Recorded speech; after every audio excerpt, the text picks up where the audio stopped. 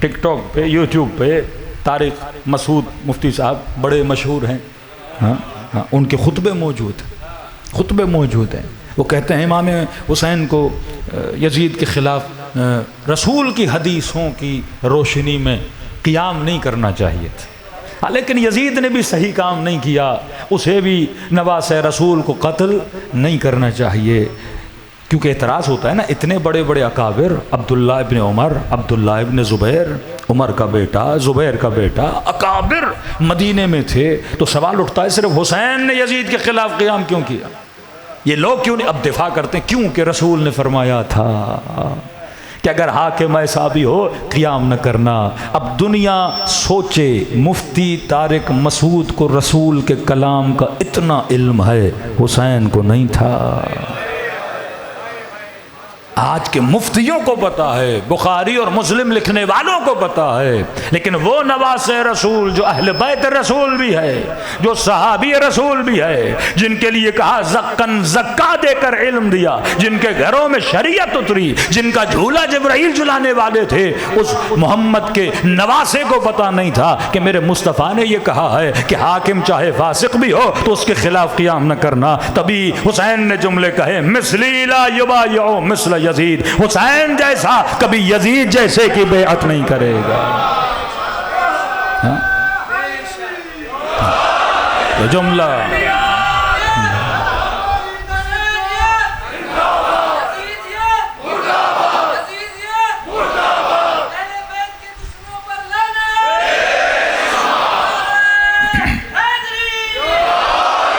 تبھی فرمایا کہ میں نانا کے دین کو زندہ کرنے آیا، اور یہ دین جو تجھے دے دیا گیا ہے، فرمایا یہ زبان کی چٹخاری کے مطابق ہے، یہ مزے کے لیے نمازیں پڑھ رہے ہو، مزے کے لیے روزے رکھ رہے ہو، لیکن حقیقت دین کو تو نہیں سمجھا کہ رسول نے اس لیے دین لایا تھا۔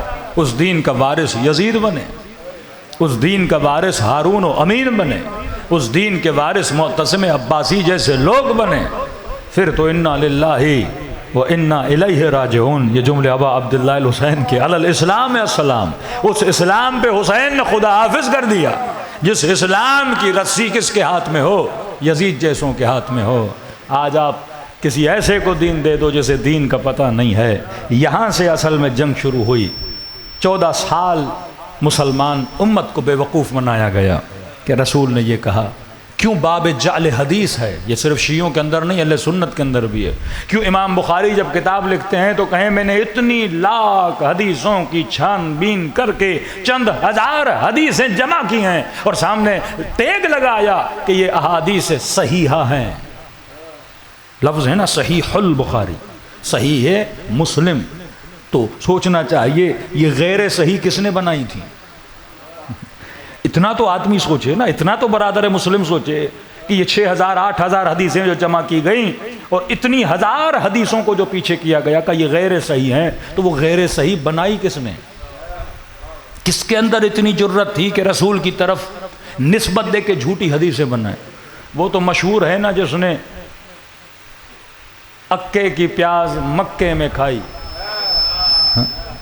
وجب علیہ الجنہ، اس پہ کیا واجب ہو گئی؟ جنت۔ آج آپ ہنس رہے ہیں، کل لوگ پیاز خریدتے تھے۔ آپ ہنس رہے ہیں، کل کا مسلمان پیاز خریدتا تھا، کیونکہ اتنی عقیدت رسول خدا سے تھی، اور کسی نے کہہ دیا اور امت کیا کرتی تھی؟ مان لیتی تھی۔ اس طرح سے حدیثیں بنائی گئیں اپنے مفادات کے لیے، حدیثیں بنائی گئیں، پھر ان حدیثوں کے ذریعے سے قتل فرزند رسول کو انجام دیا۔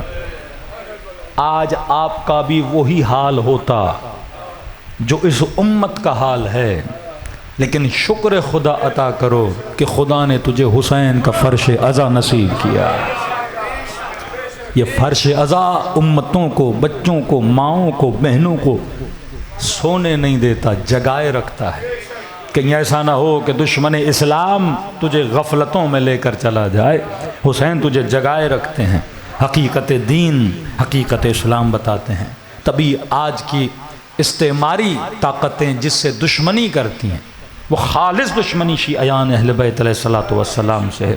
وہ شیعہ چاہے ایران و عراق کا ہو، وہ شیعہ چاہے پاکستان کا ہو، دشمنی اس لیے کی جاتی ہے، ان کو پتہ ہے یہی علمبردار دین حقیقی رسول ہیں، یہی علمبردار دین حقیقی اہل بیت علیہ الصلوۃ۔ دوسرے ادیان سے ان کو خطرہ نہیں۔ آج جو خطرے کی گھنٹی ہے وہ محمد و آل محمد کا دین ہے، کیونکہ یہ نسلوں کو بے حیا بننے نہیں دیتا۔